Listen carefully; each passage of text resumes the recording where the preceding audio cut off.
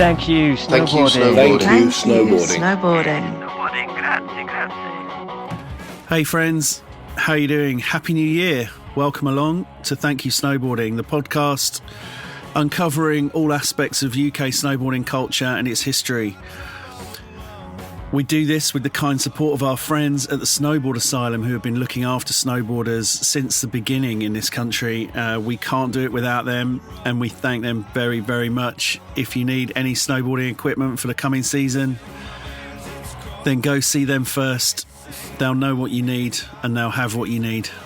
So I hope you're doing okay. I hope you had a good Christmas period and are well rested and looking forward to what 2026 brings, which for all you listeners, I hope is deep power turns, nice solid airs over the biggest kicker in the fun park, days at the Snowdome. Basically, I hope 2026 brings you loads of shredding and everything that goes with it. But back to this week's episode. This week's episode is with Lewey from Duke Snowboards, and to be fair, I didn't really know anything about Lewey. I reached out to him. I've known about Duke Snowboards for quite a long time. Kind of forgot about them, and then they popped up on my radar last year, and I got in touch with Lewey and was like, you know, it'd be great to talk to you about building snowboards in the UK.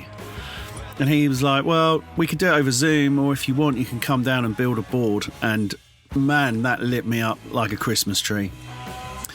It's only taken about a year to kind of get it organised, but on the day after I got back from Payne and the Three Valleys, me and my brother headed down to the Malverns to basically build a couple of snowboards and sit down with Lewey and record this interview. And what a treat it was. Man, it was one of the highlights of last year for sure. Just a couple of days with my brother, having fun, you know, a good road trip, coupled off with making stuff. Me and my brother have always enjoyed making stuff. And I've never seen the full process of building a snowboard, so that was fascinating. And then just meeting Lewey, if you don't know anything about Duke Snowboards, you need to listen to this. His story is fascinating. A set of circumstances that set him on the road to basically putting him in exactly the right place at the right time. It doesn't happen very often for people, and it is absolutely fascinating. So more at the end. Let's get into it. This is Lewey Payne from Duke Snowboards. Let's go. I mean, I don't normally like to start at the beginning so that it's a linear timeline. Mm-hmm. But I think, you know, from what we were chatting about earlier, the way you've got into this, I kind of think it is worth starting at the beginning, because you didn't start the way you've got into becoming like a snowboarder and somebody who makes snowboards is so sort of random. It's been like a continuous sort of stumble, really. Like I just kept like stumbling into different things. But yeah. If we're going to start from the start, we may as well start right at the start. So I started off skiing when I was a kid, like 3 years old. Family holiday. You just sort of get put into the ski school kind of thing. Any dry slope? No, not really. It was like the family holiday we did. So it was like, every year we just go away once a year.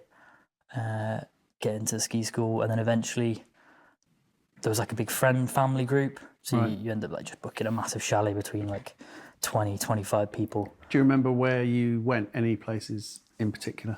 My very first place, I'm sure there's some pictures I can dig up, when I was like 2 or 3, was La Rosière. Oh yeah, I know it well. I went there a few times, and then when we got the family group together, it was San Juan. Oh, San Juan, that's kind of like near Leger, isn't it? Sort of that end of Flen. I think it's the closest resort to drive to. Yeah. So we always used to drive down as a big group. Yeah. I hated that resort though. I don't know if it's just because it was half term and it was just super busy, but yeah, the way that resort's like laid out, everything just ends up in this one valley. Into one place, yeah. And I saw when I was a kid once, there was the the French police actually came down on skis because some guy had like punched some guy in a queue, and it just like this massive riot had started breaking out. No So way. me and my dad just started like walking up because they're like, oh, they're not going to open this lift for a while. But yeah, anyway, sorry. Yeah, skied, did that, yeah, like I said, till I was about 12, 13. So high school, there was the option to go on the ski trip. And because you had like lessons the whole week of skiing, and I already knew how to ski and I'd done it quite a lot. My dad always snowboarded since I was a kid. I think he actually picked up snowboarding when I first picked up skiing. I think that's an important detail, I think. Yeah. Had you wanted to snowboard because your dad did? Yeah, there was a bit of that. And then there was a bit of just like the curiosity of doing that thing that's different. And like when we were going away as big families, my dad would snowboard and the rest of the group was all skiers. So it's like my dad and then Okay. like So 20 how other come skiers. had you not thought on the family holidays, like, can I give that a go?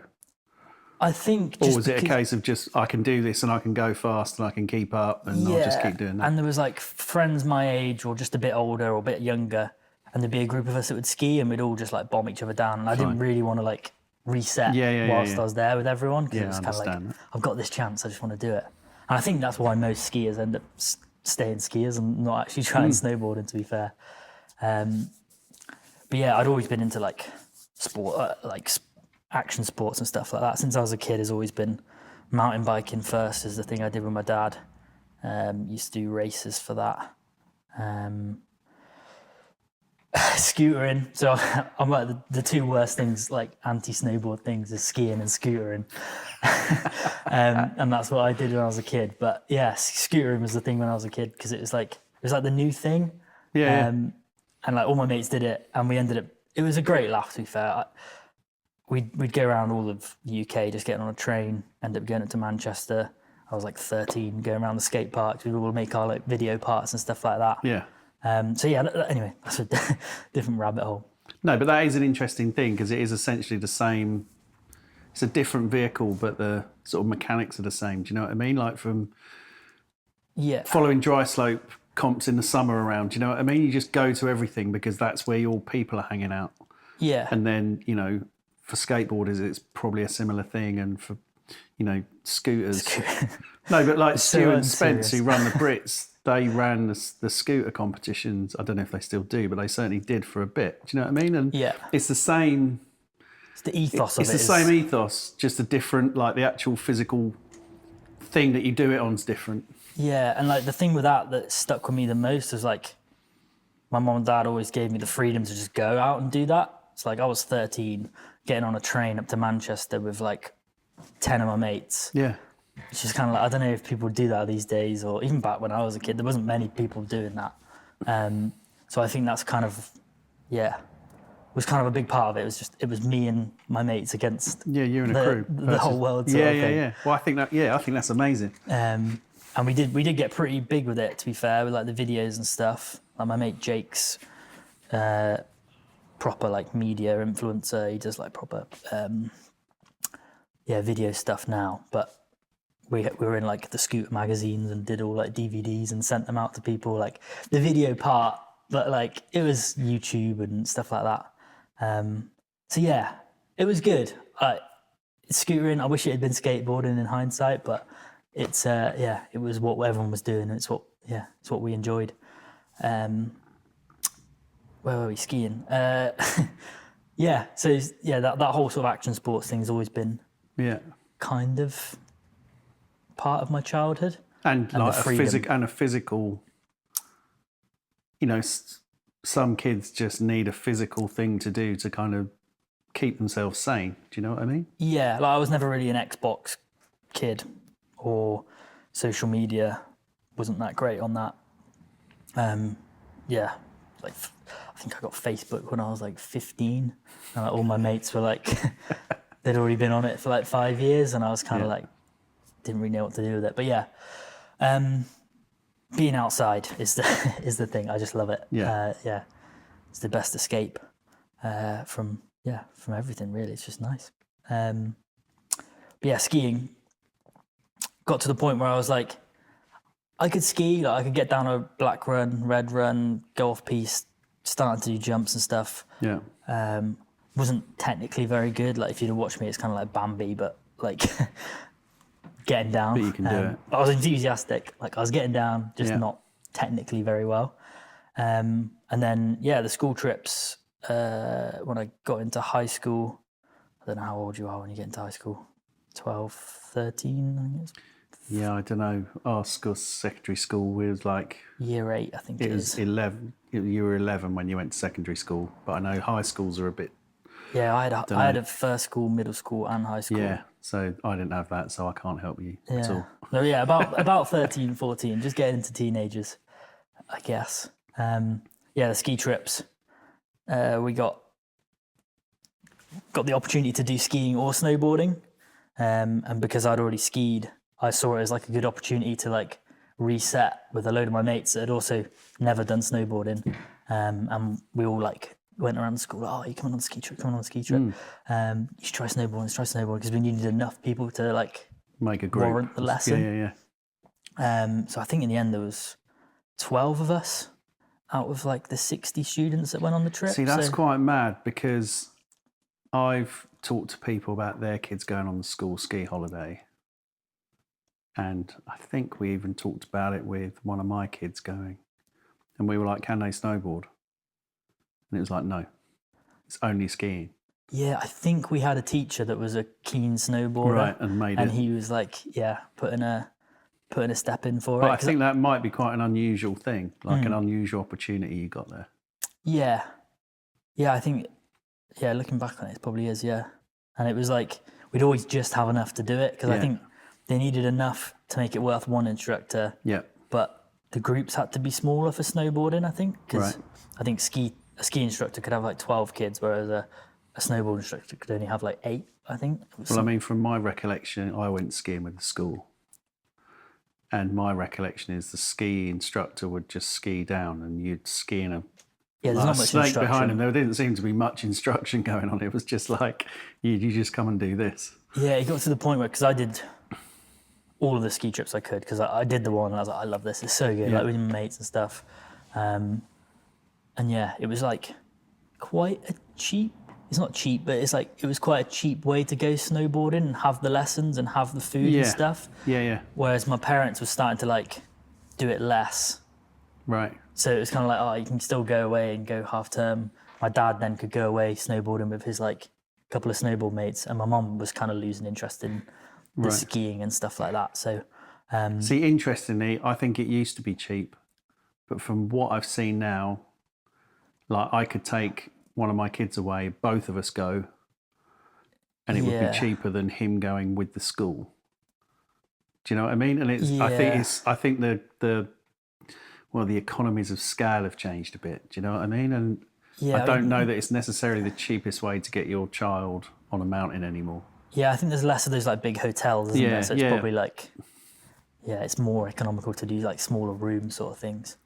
But none of the resorts we went to are like massive headline resorts. They're all like tiny little Italian resorts or like Austrian resorts that I'd never heard of, or like, never heard of since really. But school trip. I think I did 2 days of snowboarding. Right. And it just like, it clicked so quickly. Like I was like, this is so much better. I love like the challenge of it, like the actual improving the turn each time. I picked it up pretty well, so that after 3 days, I think I got put in the advanced group. Right. I say advanced, inverted commas. It was not just on the same slope. Right. We actually got to go around the mountain, because I got to the point where I was like happy turning. And that was really cool, because it was like, I think there was 3 of us, the art teacher and the instructor. And then it was like a really like intimate, like, we'd go, it was like, we'd fill a chair, we'd all chat on the chair. Yeah. I've got a photo, I should have brought it in with me. A film photo, because the art teacher was like the photography teacher. Right. And he bought this film camera with him, and I've got this photo of me like first week of snowboarding. It was just a really good week. And from there I was just like, I love snowboarding, like this is what I want to do. Do you remember seeing many other snowboarders on the mountain? It was like April, Easter time, I think. So it was a pretty quiet mountain. Right. But yeah, I don't think I was really paying attention to it, really. But there was more skiers, obviously. I think that's the case most places. But the thing that really stuck out at me as the snowboard instructor was just like a menace. He was like grabbing board, like snow off his board and like throwing it at skiers below, and I was like, "Wicked! This is cool." And I remember this one bit. There was like a lip on one of the pieces, like like the big rollers, and there was like a ski family like stood at the top of it. Yeah. And he was like saying, like, "You're stood in a wrong, like the stupid place," or something like that. And these skiers were like just looking up, like, "Oh," and then he just pulls off, jumps, pulls this like massive method over this like over the ridge, like pretty close to this like not family but like a group that are like away. Yeah. And I was just like, oh yeah, this guy's cool. Like this is this is way better than the skiing with not like family stuff. It was like get to the bar, get to there, get to there. And I was like, that's not really me. I was like, whereas this guy just like messing around was super fun. And then I think we had a powder day. In fact, we did have a powder day, and then he was teaching us to just jump off the side of like a cat track. It's like this big like spluff of like powder, and he's like, try a front flip. I was like, oh, okay. It's just like I didn't get anywhere close to it, but it's just like doesn't really matter. The fact he was like encouraging us to do that stuff was like, it's not like anything I'd had on a ski trip before. Right. So there was a marked difference between like the attitudes. Yeah. Because I guess at that time, like skiing would have been sort of coming into its free ski, freestyle sort of phase. Do you know what I mean? Like twin tip skis and stuff.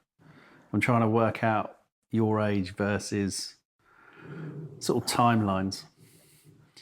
So I guess like it could have been that, you might have found freestyle skiing or that thing, but you happened to sort of see snowboarding instead. Yeah, I think I remember the last time I went skiing before the snowboard trip. One of my mates was starting to do jumps. Like he was a better skier than I was, and he started messing around doing jumps. But I don't know, it just didn't feel right, like seeing it or doing it. For me, snowboarding was always the one. Yeah. It was kind of quite cool on the snowboard holiday, seeing my dad as like the cooler one out of all the other dads. I was like, oh, yeah, everyone, but even the skiers, like they wanted to go and like ride with the snowboard. I was like, it's kind of, it just always, snowboarding was always the better version, if that makes sense. Yeah. But the free ski stuff, I don't know, I didn't really watch, I wasn't really in the culture. I was just a kid. I was more interested in like the scootering scene and that sort of stuff. Yeah. Mountain biking. To me, it was just like the once a year, go snowboarding, this is the best thing. It's probably all I'm going to get is this once a year forever, but it's good. And then, did more and more school trips, got better, got to the point where I was doing freestyle stuff. And it was at the point where I was then like the most experienced person on the school trips. So mates would come and I'd sort of not help with the coaching, but I'd like help everyone through it and stuff. Yeah. The group would get bigger every year, and we'd sort of introduce more people into like this ski school snowboard group. Every year we were drinking on the ski trips. That's proper old school, isn't it? Probably the teachers were on it as well. Yeah, like 13. You can't do that anymore. At 13, buying alcohol in an Italian bar was just, again, it's that like rebellious thing of it, isn't it? I think that's part of the snowboarding. But then it got to the point where the last school trip I did, I wasn't actually at the school anymore because I didn't do the sixth form. Right. But I'd been invited back because they needed the numbers. Yeah. So I was at college. So I got invited on the school trip, went on it, and too many of us went drinking, and we all got caught because one of the other students dobbed us in, obviously a skier, dobbed us in, and we all had to write a letter to the head teacher, like, I'm sorry we were drinking, and we weren't allowed to snowboard for the rest of I think it was like the 2 days after we weren't allowed to because the insurance wouldn't cover us, but... Fucking hell. Yeah. But obviously I wasn't at the school, so I was like, I don't really care about the head teacher stuff. Yeah. I'm not going to be at the school next year. And then, that was throughout school. I did okay at school, I guess. Did you enjoy school? Yeah, I enjoyed... the messing around, like my thing was always like pushing the boundaries of the teachers. I don't Right. know. Yeah, like I'd always find the line of like being naughty that it's funny, but charming enough that teachers never hated me. Yeah. And because I've got a pretty good memory, like long-term memory stuff, so I'd always be like, all right in the exams and stuff. So it's kind of like I found this nice line which suited me. But yeah, enjoyed school. Did okay, mainly like maths, science stuff. Not very good at English. Yeah, good fun, but had no idea what I wanted to do. Like my dad's an electrician, so I was kind of always like thinking about that, and like I've been to work with him, helped him out, sort of stuff. Was he encouraging you to sort of follow in what he does, or? Yeah, I think he would have liked it, because his dad was an electrician, had like a pretty big company Right. at one point, but Yeah. yeah, there was a whole not a very nice story, that one, but yeah, that whole business sort of folded in. My granddad died pretty young, and then people were like sharking off my dad, trying to take Right. all the money out of the business. Yeah. And obviously my dad's obviously grieving his dad, and it wasn't a very nice thing No. that went on for my dad, really. But yeah, so he would have liked it, I think, like the father-son thing. Yeah. But at the same time, I'd been on building sites and stuff, and it's like, it's good, like the chat and stuff, but I didn't really want to be there, if that makes sense. Like, I don't know what it is. I can completely relate to that. I've done my time on building sites, Yeah, and I don't necessarily mind the work, but I just can't ever. I just used to hate thinking this is forever. Like Yeah. I can't do this forever. I don't mind actual sort of physically doing it, and I like making stuff or building things, but I was like, I just can't be doing. I've got more in me, I think, and I'm not sort of, I don't mean that I think I'm better than builders or anything, because I don't at all. But I just sort of thought I'm pretty certain I've got other challenges to pursue. yeah. Like I could have done it, and I'd have been pretty happy, I think. Like I'm someone that's happy most of the time. Like it's hard to get me down, because it's glass half full, isn't it? I think. Yeah. That's the saying. Yeah, so I would have enjoyed it, and I would have made something out of it, and you'd have friends that are on building sites and stuff like that. But yeah, I don't know what it was. It just didn't really appeal. Doing the same, like electrics especially, it's quite repetitive. Yeah, It's like yeah. putting the socket in, putting the lights in, rewiring, putting the wire through. Because it was a lot of like new build stuff. Well, that's just the process of doing the same thing over and over, isn't it? Yeah. Like domestic electric. I mean, nothing's particularly different in anyone's house, is it? Yeah, and especially not new builds. They're just like Yeah. copy and paste sort of thing all Totally. around. So yeah, I didn't know what to do. I went to the school, like, I don't know what the job title is, but the person that recommends your Careers advisor. That's the one. What did they advise? Well, they saw I was good at maths, and that I did. So my qualifications I did was art, resistant materials, which is like DT. Right. I did IT, and I did geography. And I was good at maths, good at science. I didn't get put onto the advanced science thing because they didn't think I'd concentrate enough for it. Sure. Which is fair enough, I probably wouldn't have. But yeah, so I didn't know what to do. They were like, oh, have you considered like engineering? Just check your mic. It's just fallen out of the pocket. Oh, sorry. Just don't want the mic jack to come out. Yeah, so engineering was kind of like the thing they recommended, because it's metalwork, it's making stuff, it's kind of mathematically sciencey kind of stuff. They thought it would appeal to me. So that's what I did at college, did a qualification. I was just like, yeah, that's fine. If you know me better than me, I'll do that. That sounds good. Really enjoyed it, like the real precision metalwork, milling machines, lathes. It's really satisfying. Right. Like seeing this piece of like raw metal become a nice, shiny, pristine object that's like... Have you ever made like one of those like 8-ball pool balls. I've watched videos on Instagram of people doing exactly that, and it's fascinating. I could sit and watch that all day. Yeah, it's like the machine, the way it like cuts through and Yeah. like just takes layers off. Yeah. It's like mesmerizing in a way. Yeah, I was happy. I was going to do that. I was looking for apprenticeships. So the course I did was only a year long. It was like a half BTEC thing. I don't really know what the actual qualification was. And yeah, I was looking for apprenticeships. Didn't get any, which was like, I've applied for like 20 apprenticeships in this. I would have thought I'd have at least had like some kind of offer. Yeah. Because like my mates had done the same, and they'd got less grades, but they'd got more like offers and stuff. And I was like, what's wrong with me? Like, yeah. I thought I'm doing all right. But anyway, before the course ended, the college had came to me, basically like, there's an apprenticeship here, making snowboards, 10 minutes down the road from where the college is. We can see that you like snowboarding because you do like the fake CVs when you're doing a job, when you're doing college to like help you like apply for jobs. And we can see you like making stuff. Obviously, you're doing engineering. You should probably apply. Went to apply.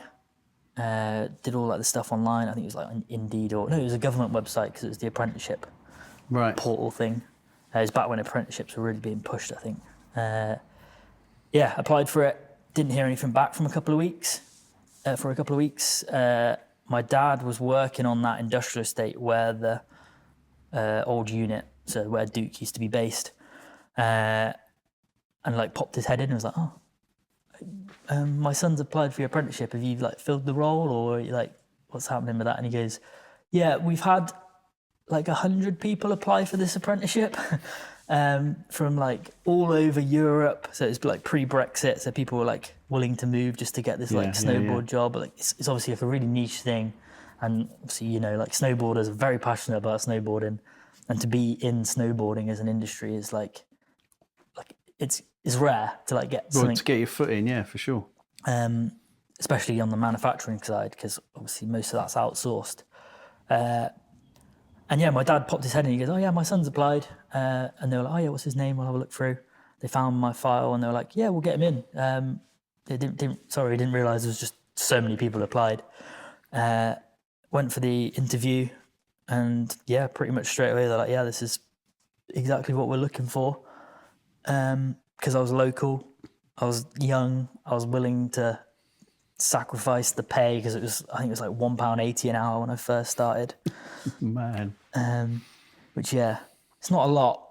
And I hear people today complaining about apprenticeship wage, like kids are like 17 and they're on like £10.50 an hour, and you're like, it's insane, really. It's funny that you're talking about the kids because, I still think you're incredibly young to have what you've got here. Do you know what I mean? Yeah. I think I'm older in spirit. I think it's aged me quite quickly. Good advert for the snowboard industry. It will age you prematurely. I think I was just running a business though. I don't know where I was then. Well, I mean, it's pretty fucking incredible that we are near the Malvern Hills, which are beautiful. You love snowboarding and making things, and an apprenticeship comes up near you, doing the thing that you want to do, like in a place that's kind of pretty far removed. It's not in the Alps. It's not within the snowboard industry. It's a little industry on its own. The only people doing it in the country. Yeah. And you're like the perfect candidate who's local. Yeah. I mean, that is a fucking set of circumstances, that is, isn't it? Yeah. I think. It was crazy, really. And like part of the thing for having the job was you had to be able to drive, and I mean, you could have only just been 17? Yeah, I was 17 in February. I applied for the job like March time, and I passed my driving test in May because it really encouraged me to I was like, I need to learn to drive now. I've got the job. potentially. I just need to be able to drive there. So yeah, did the apprenticeship. Started off doing all like the rubbish bits, making cardboard boxes, cups of tea. Yeah. And yeah, just slowly did more and more. There was. But I mean, what did it look? I mean, the business when so it was two guys, right? It was originally, so the business started officially in 2012, but in 2009, Dave had come back. So David Ombley UK is where Duke comes from. It's now like a play on Duke of Edinburgh, English sounding kind of. Yeah, cool word, I guess. It's a 4-letter word, which works really good for branding. I thought it was Do UK, kind of like a promotional thing Yeah, on, I get that you know, quite a like, lot. why don't you do a UK snowboarding brand? Well, because if you're UK, why not, you know, like buy local, sort of that kind of thing. Is that not it at all? Well, it can be. Like, I get told I should be more precious about it, but I'm not. It's like however you want it to come across, I guess. But yeah, it was intended to be like Duke, like Duke of Edinburgh, kind of that kind of not royal. Well, it's royal, isn't it? But like that kind of English unique thing. I get it. And it kind of sounds cool as a word. Like Duke, it's like I thought when I first joined as apprentice, I thought it was like a name of a trick or something, like a grab or like a grind. I was like, oh, what is a Duke? I'm gonna have to learn how to do it. But yeah, when I first started, the business was in a pretty good spot. Oh no, I skipped a bit, haven't I? Dave. Doesn't matter, we can skip around and I'll bring you back, don't worry. Okay. Yeah, so the business was in a pretty good place when I started. Obviously they were employing people, so it was, yeah. They had Dave, who started it, Paul, who was on board as like a second director. He was better at like the PR side of things. Dave was like a pure maker at heart. Yeah. Like he created all of the machinery, everything that we use pretty much. Yeah. So yeah, he was like the technical brilliant mind that came up with all these things and did all the trial and error. In 2012, the business was established. Paul got involved in 2015. Right. Paul then bought his brother-in-law. I get really confused with family trees. His brother-in-law came and was like helping out as like just a general sort of worker, helping Dave out with the stuff, because with Paul's PR stuff, they started getting in more bigger orders. And I think it was at a time when the economy was in like a better place, like 2015. It was like between 2012 and 2016 was kind of like a bit of a, in the UK, like businesses were spending money on these kind of things. Yeah. So there was orders from like Jaguar Land Rover, Superdry. So a lot of bespoke. Yeah, but it was like, I think Jaguar Land Rover ordered like 150. Fucking hell. And it was like with, instead of the top sheet being the graphic, it was like 4 different veneers. So the veneers that you could get on the dashboard of the new Discovery. No way. So each dealership in the UK had one of these snowboards that was like a physical thing that you could touch and feel the dashboard. No way. If any car manufacturers are out there, I'll do that again. Yeah.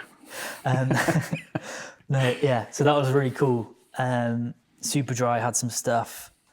Ruroc, the helmet company. Oof. They'd bought a load with all their branding on it. Yeah.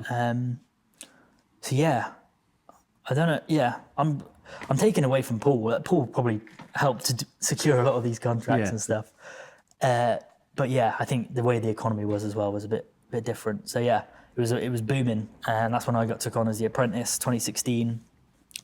What did it look like when you come in as an apprentice then? Because obviously, you know, like my only sort of experience of apprentices have been on building sites. Like when I worked on a site, we had an apprentice, and it's quite difficult to balance teaching somebody what they know and getting on with the thing that needs to be got on with. Do you know what I mean? So how was it when you come into quite, you know, a relatively small business, probably with not, I'm going to assume, like infrastructure for staff and and like your well-being and making sure you're learning what you need to versus sort of doing some of the menial jobs and all that kind of stuff. How did that look? I'm quite interested in sort of what that looked like? Yeah, so it was just like small steps, really. The good thing about the snowboard making process is it's like lots of small individual steps, as you've seen and probably will see tomorrow a bit more. There's not one super complicated, hard thing that you need to spend ages doing. It's like you just need to learn all these individual bits and then eventually at some point bring it together. Yeah. So it was just learning each micro step at a time, really. It was mainly Lucas that was like looking after me. Dave was on the computer quite a lot of the time and doing like the real technical stuff that needed just to be done. Whereas me and Lucas were just sort of left making stuff. And because there was these bigger orders, it was quite nice because it'd be like an order of 10 of the same board. So you'd do each different part of the process and Lucas would do a part, Dave would do a part, and then you'd swap around and sort of, you'd learn all these, because it was quite split up into sections. It was just a case of bringing it all together at some point. And that was, I was promised a snowboard when I first joined. I'd get my own snowboard eventually. Never did. You never did? No, I never knew what I wanted. And then, I don't want to skip ahead too much. No, that's an interesting point though. Have you ever made a snowboard just for yourself? Or do you just take ones that are kind of on the shelf, as it were? I'm always taking out next season's stock to try and get photos and keep. It's never not work, but it's kind of good work.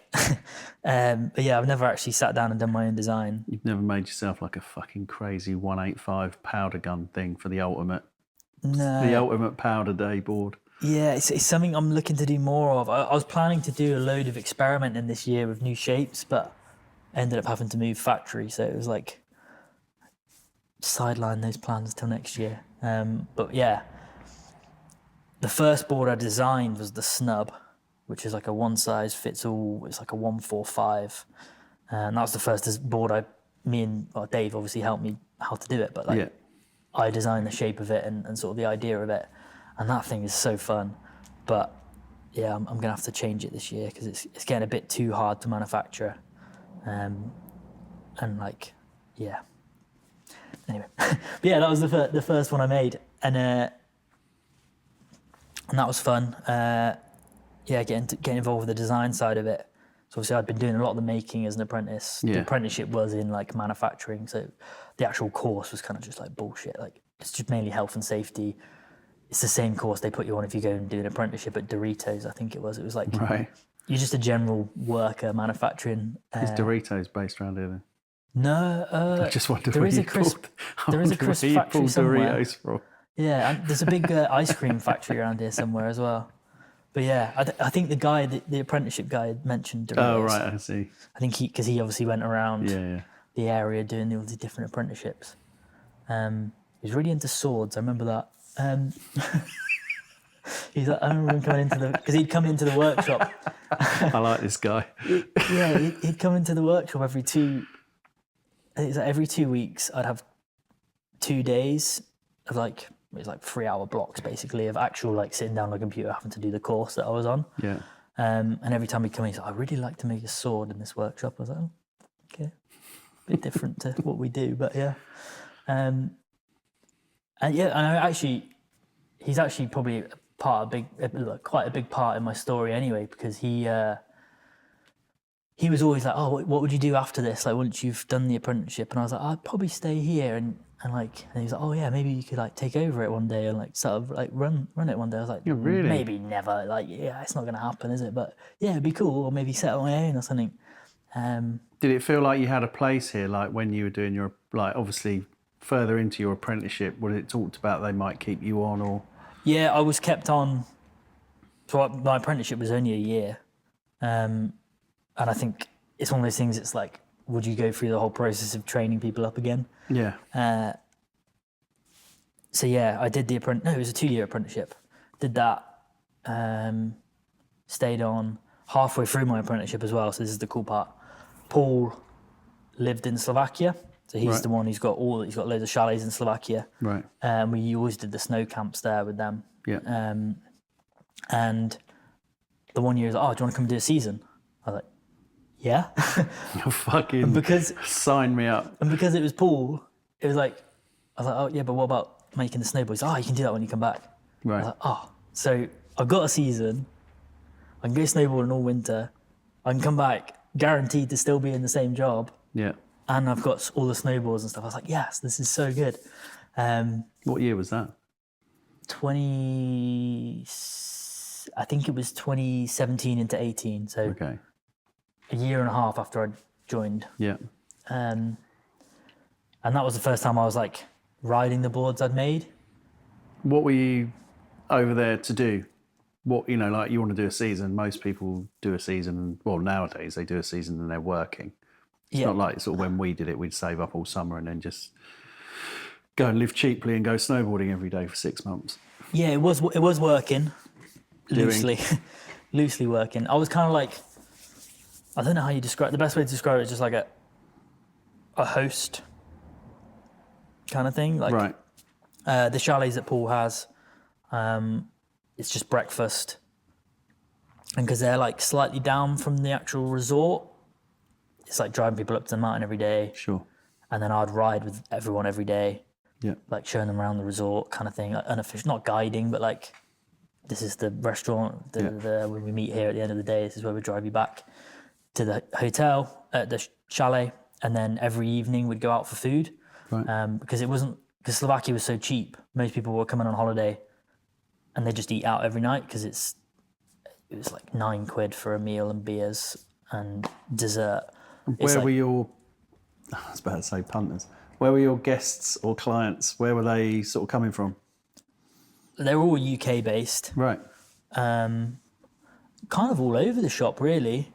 A lot of them were like London based because the only flight you can get to this resort in Slovakia with is from Luton. So it's like, yeah, it was like you can go there straight away, fly, 2-hour flight, half an hour and you're in the resort. So it's really, really convenient, which is like one of the bigger sells for it, as well as the fact it was cheap.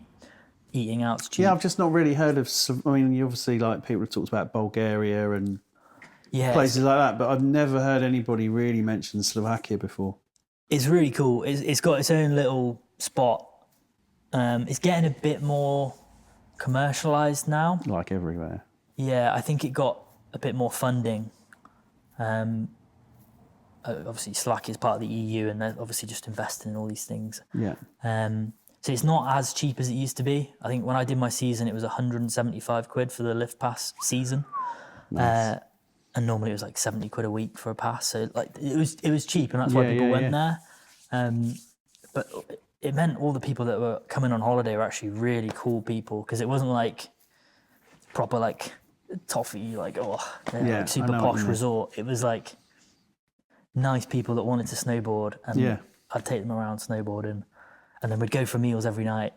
They'd always just chip in an extra £1 because there was like a group of 12 of them. I'd be driving them around. They'd just chip in £1 and pay for my meal as well. Yeah. So it was like, I came back with savings, which is like pretty rare. Pretty rare, I'd say. So. Rare for a season. It's like €100 a week. I'd do the airport run, cook breakfast, ride all day, take them to restaurants in the evening, just be like a general. It's like I was on holiday with them and making sure they had a good time. They call that a fixer, don't they, or something like that? Just make sure everyone's having a great time, basically. Yeah. So really fun. Enjoyed that massively. But then I got back and I was like straight back into making the snowboards. Yeah. And I was getting more of a taste for like the design stuff, the like pushing the business a bit more. Yeah. Which I basically did that for another 2018 I came back, did that for another year, and Dave was starting to like think about not giving up, but like he wanted to move on to the next part of his life. Like he was getting older, wanted to buy a house, start a family. He's had a kid 6 months ago actually. So yeah, he's his partner had got a better job up in Manchester, so he moved up to there, and he was commuting down for like the week and then going back up for the weekends. And I was just doing more and more myself on what was minimum wage, like £4.30 an hour. I think I was up to at that point. Still not a Big Mac every hour. I Oh my God, that is so depressing. Not even a Big Mac. You go to McDonald's, you're like, it's like 2 hours work. Exactly, yeah. It is awful. Which, yeah, I mean, I was fine with it. I was living with my mum and dad, still do. Well, I live with my mum now, but yeah, that was my life. Like, I was just trying to do more and more with it, and I could start to see the fact that maybe I could get, even if I wasn't taking over the company, I could be at the point where it was like me running it, sort of thing. Yeah. At this point, were you kind of aware of a scene in the UK or any of the sort of UK stuff going on? Like, did you know much about like the sort of wider world of snowboarding and Not really. different companies and shops and industry and all that sort of stuff? Obviously, I was looking at other companies. We do the snow show every year, and that was when it was in Battersea. Do you ever go to that one in Battersea Park? I think it was the best iteration of the snow show. The snow show? It's like the Telegraph did it. No, and it was in Battersea Park. Yeah, I think I went once. Years ago. I can't remember. That was my favourite snow show, because they had a big ramp outside and they had like food stalls and like other stalls outside, and people would come after work on a Friday, they'd drink. It was outside, it was cold, it kind of felt wintry. Yeah. So that was really cool, and so I did those. So I kind of got to know the people in the UK that did it. Yeah. Because there was like a really niche group of us. The big brands, they've always been the big brands. They have like reps that change every year. So you don't like build up as much of a rapport with that. If that makes sense. Like, who do you remember like anyone in particular you remember meeting or like welcomed you into the sort of, I don't know, the wider family of British snowboarding? So the bro guy, his name's Nick, I think. I can't remember his last name. I think I met him in He's so nice. in Lax last year. Yeah, he's like Slightly loose. Yeah, really like he's so friendly. Like, he's such a nice guy. And there's a guy called Rupert who was actually the only other person I knew that made skis and snowboards in the UK. Right. So he was based in Kidderminster, so it's really it's weird. It's Yeah, that is weird. 30 minutes away. So yeah, him. Actually, Kidderminster was where Snowboards UK. I think Kidderminster was where Snowboards UK was first published. That was where their office was. Something about Worcestershire. I don't know what it is. Something about Worcestershire. The snowboard capital of the UK. It's Malvern's what it is. Yeah. And there's just like loads of smaller people. Like, these shows used to be a bit more affordable, so there'd be like a lot of smaller brands there. Well, they sort of encouraged that, didn't they? Because they wanted. Yeah, well, they just it felt like they encouraged it because they wanted to show as much as possible. Do you know what I mean? And have as many things going on. Yeah, unlike the show this year. Quick sort of plug about how bad that was. So we'll get on to that because I've heard a few things about it as well. But yeah, so that show was where I thought that was my connection to the industry. Yeah. We had White Lines come in and do a video with us, which is on YouTube. Yeah. I think that was a trade. We got in the magazine for them to come and video making a board. Yeah. Because that was cool. So that I got to meet the White Lines people. They brought in a load of boards because at the same time they used the backdrop of the factory to do like their board reviews. Yeah. So that was cool. I came in hungover that day. Who's the other guy that was doing it?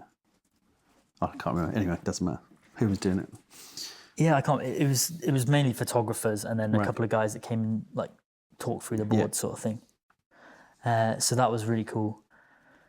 But yeah, I came in really hungover, so I'm not in the video on YouTube because I'm like, I think there's one shot of my hand doing one thing, and that was about it. Because the rest of the time I was like throwing up in a bush, walking the dog at work.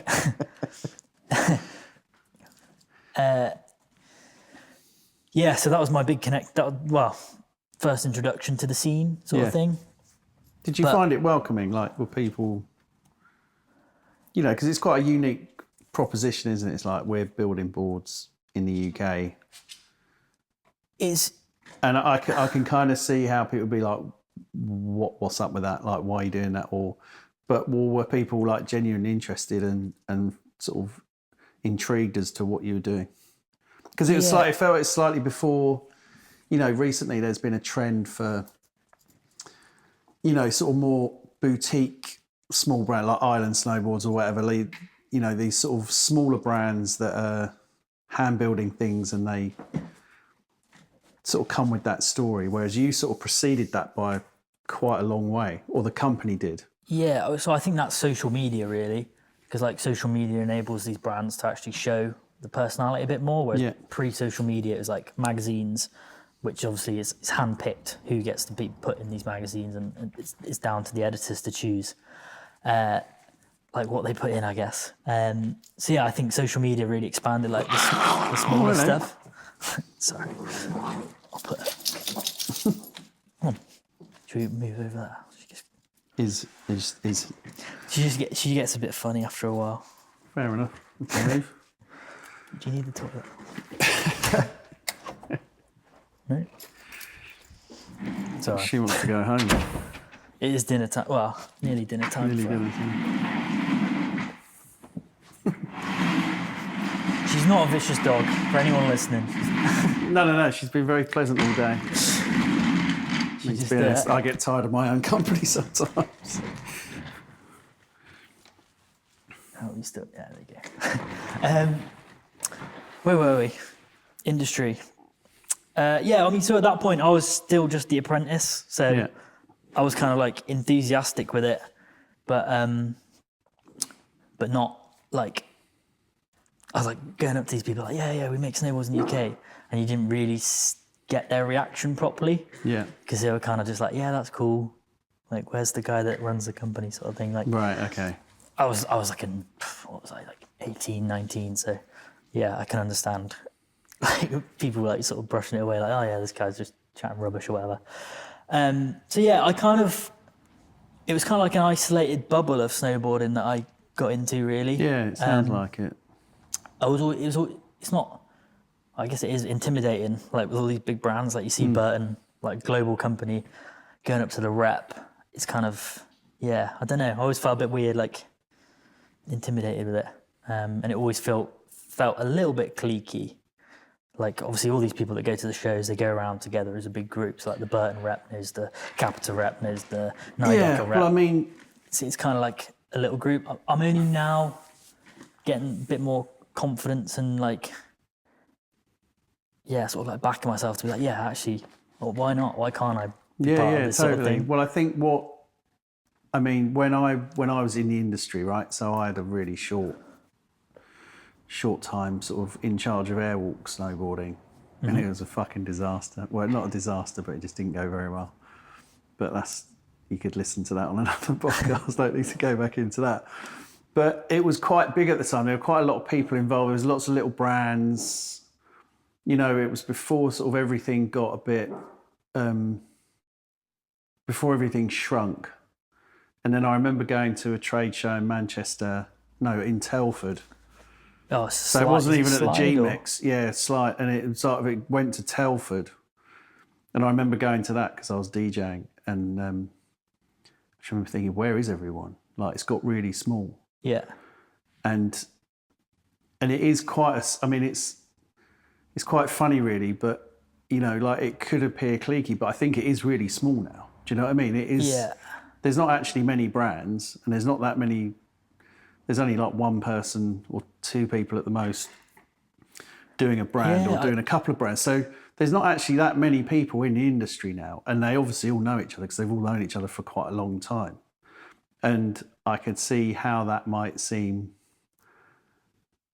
like a bit cliquey or hard to break into, just because it got really small and it sort of consolidated. Yeah, I think. And there's not much space for anybody else because there's not actually. Snowboarding went from being quite a lot of people were pouring money into it to then it really shrank. And I think, everyone, it's possible. I don't know if this is true, but everyone's sort of like, well, I just want to keep hold of what I've managed to keep hold of. Do you know what I mean? I think they've like earned their way there, haven't they, as well? It's not like, whereas before, I guess, with some of these like other shows that you go to, I'm trying to think of an example now off the top of my head, but like a car show or whatever, the reps that are there, they're just reps because the big brand just needs a rep. Yeah. Whereas the snow show, it's like you're a snowboard rep, like this is your bread and butter sort of thing. Yeah, and I think everyone's seen it get smaller, but I mean, what I would say is all the people are lovely. Yeah, I've never met a bad you know person. what I mean? It's all in my head, I think. It's like that, Yeah. Well, that boundary yeah. of like, oh, can I go and say hello? Like, can we go like, oh yeah. But at the Northern Snow Show this year, there was, I was next to the Faction stand, the ski brand. Yeah. And I was speaking to the guy there, and he was a freelance rep.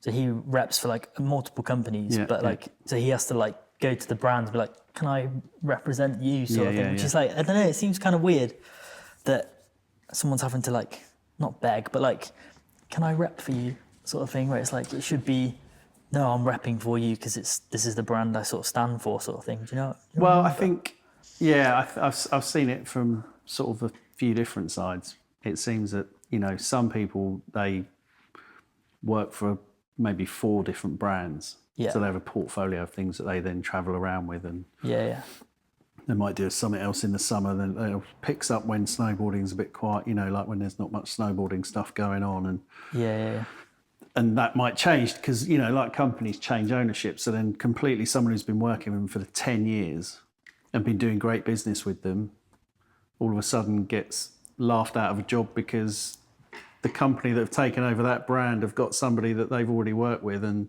that's that. So it's kind of weird. Yeah, it's like a scarcity mindset, I guess, isn't it? Like, there's not much here, so we've got to kind of keep it to ourselves. But I think in more recent years, I think snowboarding is kind of in a good place. You know, like people are discovering it again. Like there's that whole 90s sort of revival thing, and obviously snowboarding hit its stride in the 90s, and I think that's coming back round a bit. And so I think people are feeling pretty good. So hopefully it's sort of good times around the corner. Yeah, and I know for like the last couple of years, and like there's been a few smaller brands pop up that we see at the shows, and like we've kind of made our own kind of like small group that we go like. They're a bit more approachable because it's a smaller brand like me, so it's kind of like we're like small fish that sort of cluster together. I mean, I know we're jumping forward here a bit, and obviously I don't mind jumping around, but you know, when you just said a small brand like me, you do everything yourself. Yeah. This is a complete one-man band. So if any of these machines that we're sat near break, you got to fix it. Mm-hmm. If you got to send an invoice, you've got to do the paperwork. If you want a design of a snowboard, you've got to design it. Website. Package it up and send it. You've got to do a website, social media, and all that stuff. Yeah. I mean, that is a fuck ton of work for any one person. I mean, because it's a smaller business, it's like there's not sheer quantity of stuff. It's not like there's hundreds of invoices to do. There's hundreds of things to tweak on the website every day. But it's that constant like little bits everywhere. Yeah. And it's like trying to keep a track of like all these different. Imagine like the biggest spider chart of everything that you do in a business. Yeah. Of like all these different things that sort of come off each other. So yeah, my brain's very like, I don't know if I probably have some kind of ADHD or something as well. But in like when you do an apprenticeship, obviously you learn some skills. Yeah. You know, apprenticeships are a bit like, you know, you learn a trade, a skill to do a task. Mm-hmm. But did anyone ever did you get any advice or help on like, this is how you actually run the business of being a snowboard brand? You know, do you have anyone to go to that helps you with that? Like any kind of mentorship or anything like that? No. No, it's been a bit of it was a weird ride. So basically, we'll continue the storyline a bit because it kind of helps it make sense a bit more. So by the end of 2019, going into the 2019-2020 season, I was doing pretty much everything. Like Dave was up in Manchester. He was just like, I was like, can I do this? Yeah, can I do this? And then it got to the point where I didn't even have to ask him what to do. I was just sort of doing it. Obviously, at that point, I'm 20 years old. So it's quite a lot. Like, I'm trying to do my like life outside of it, but then I was actually like, this is actually really what I like doing now. Yeah. I'm enjoying this challenge of something new every day, learning all these different extra skills each time. And And yeah, Dave kind of got to the point where he like proposed like this thing. He was like, "Oh, would you like want to run it?" And I just sort of take a back seat on it. And I was like, "Yeah, I mean, I could do, but like, what's the for that kind of? It needs a bit more pay. Do you know what I mean? Like, I could just not do that, go back into engineering, and earn £12 an hour. It's like 4 times what I was getting for a base level job. Obviously, I really wanted to do the run in the company, but like, I'm not running someone else's company on a rubbish wage. Oh, totally, yeah. Like, it was kind of like, I could have done that, but like my mum and dad were like, you can't really do that.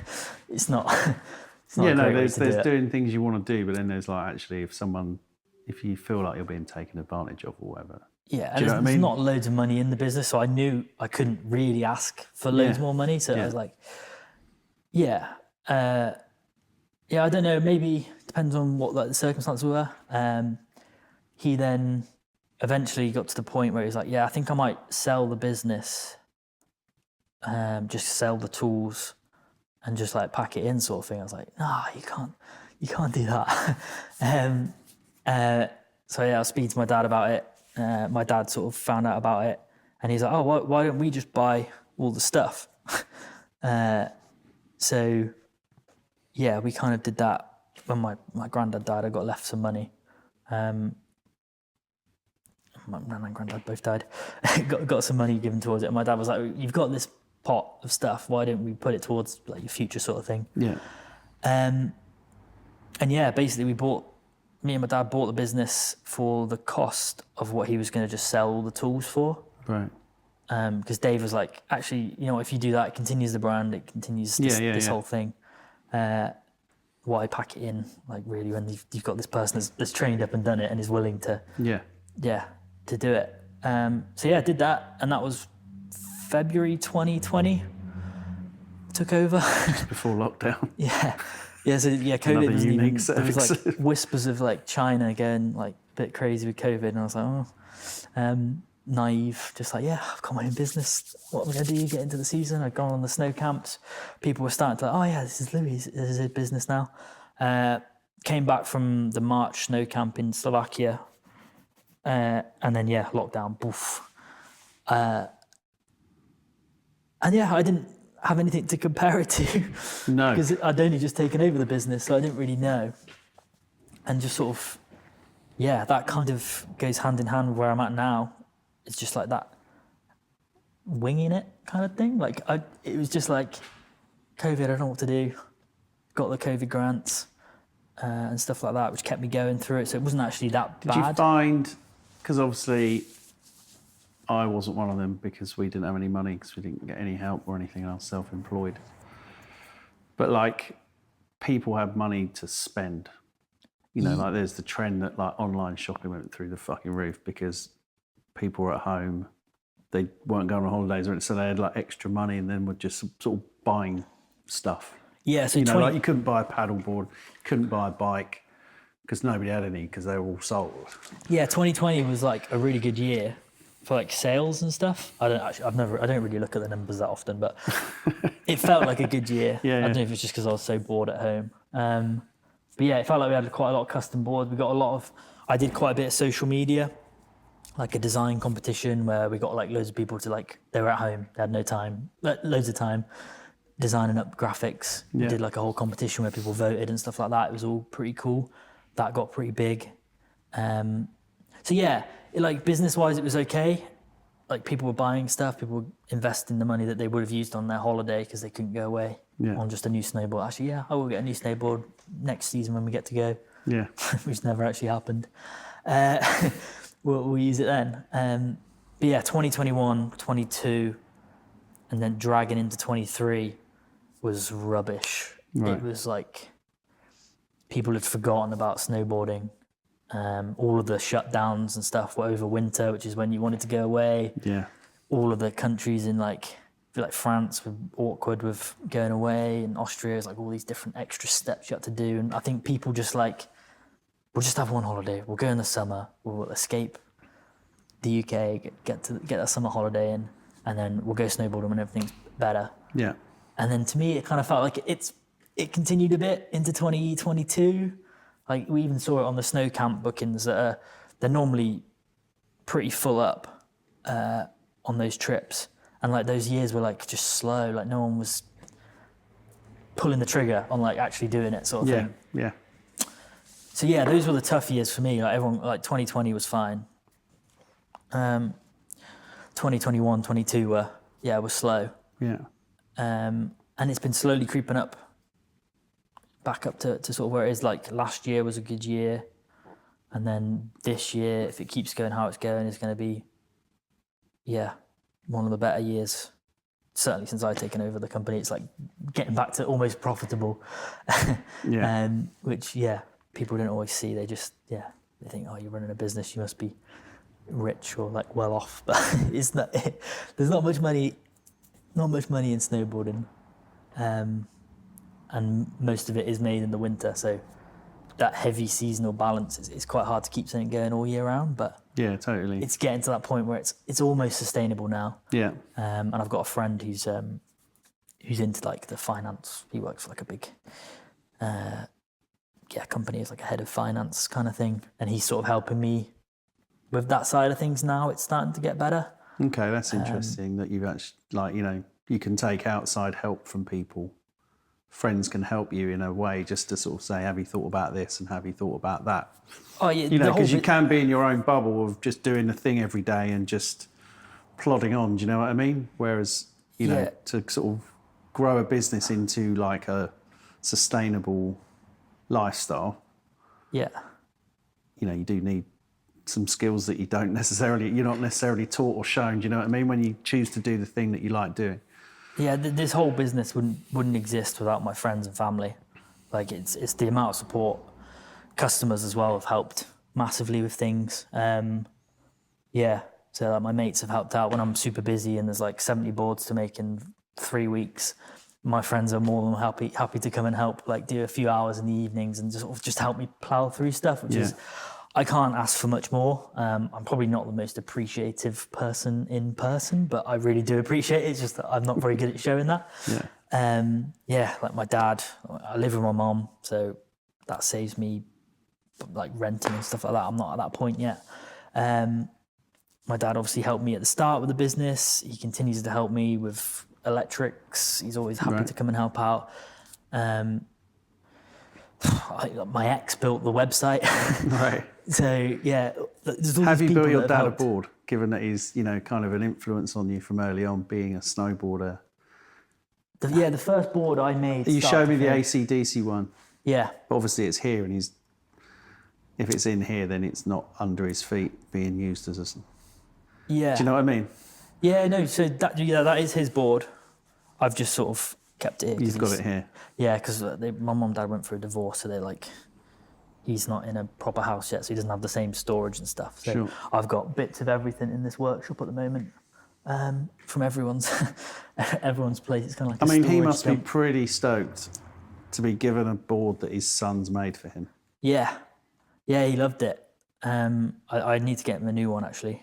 It's his 60th birthday next week, so I'll probably...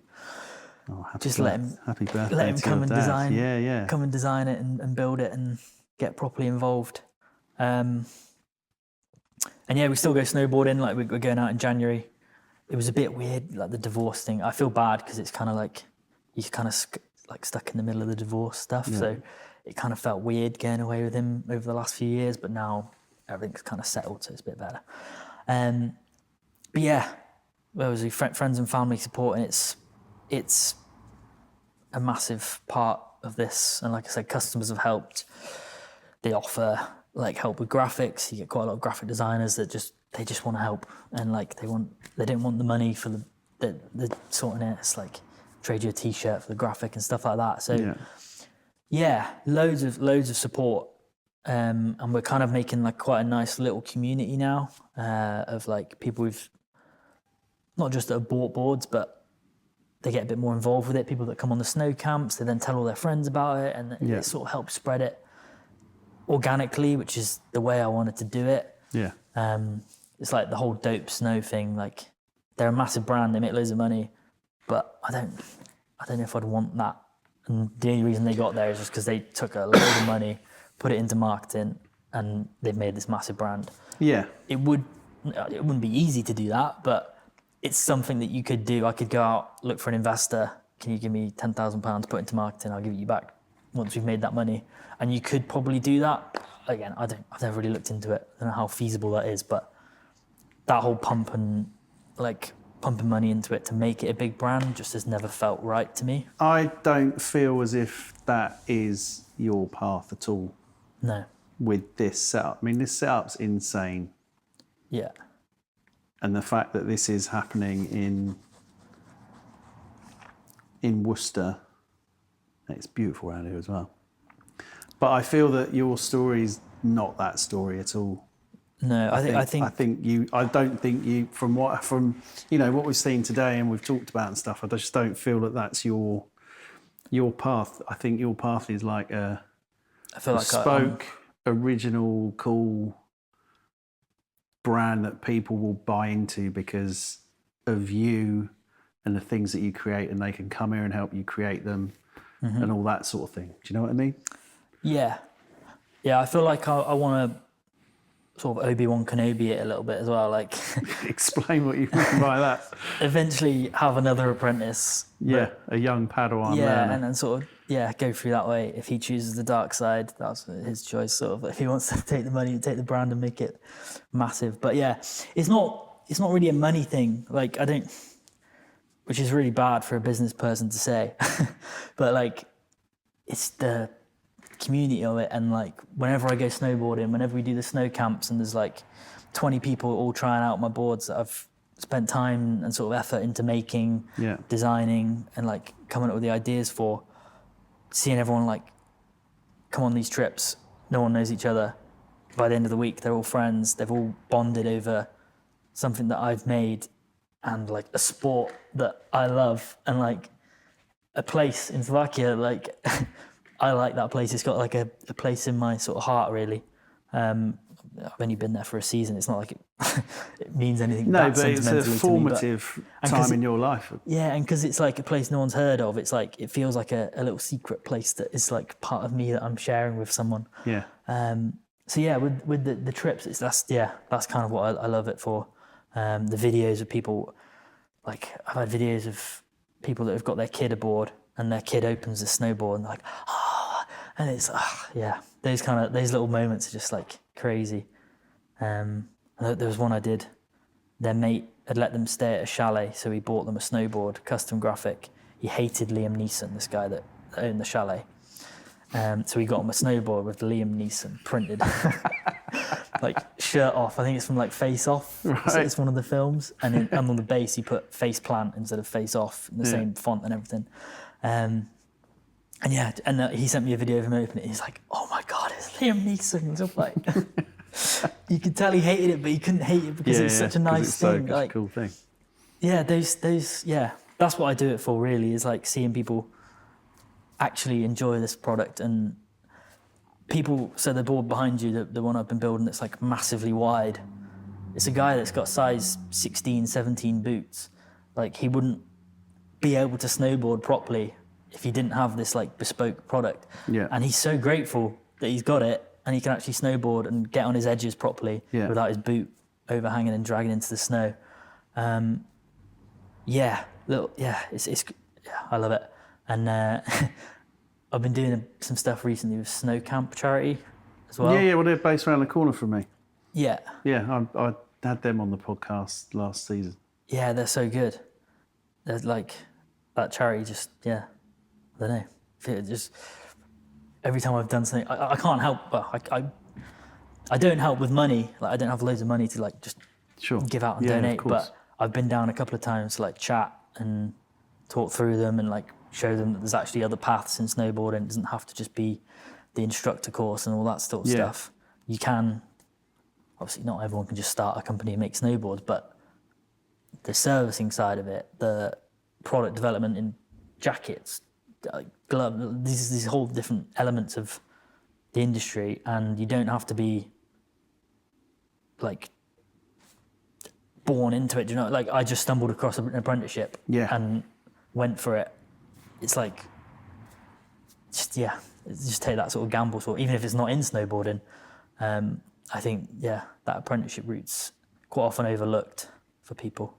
Yeah, well, I mean, as you say, it's not just being, like the win in snowboarding isn't being a sponsored rider or a pro rider or whatever. That's like the headline. Yeah. That's like getting a number one in the charts. But there's a million people that work within snowboarding and have nice lives. Yeah.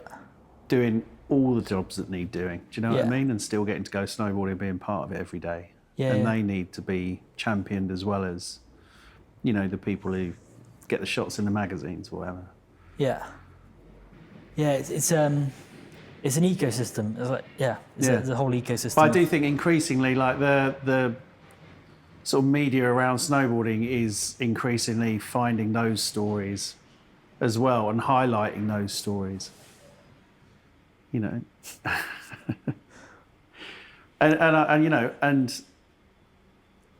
I mean, I think your story is fascinating because it's almost like the height of.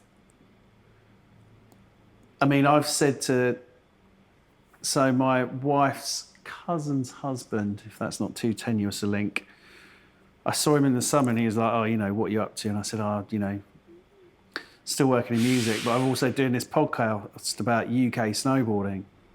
And he was like, he's from Switzerland. He was like, what the fuck's UK snowboarding? Like, how are you doing a podcast about it? How is there any content? And I was a bit like, fuck you, mate. Like, actually, like we do have world-class athletes. And we used to sell more snowboards per capita than any other country, except possibly Japan, at points. Yeah.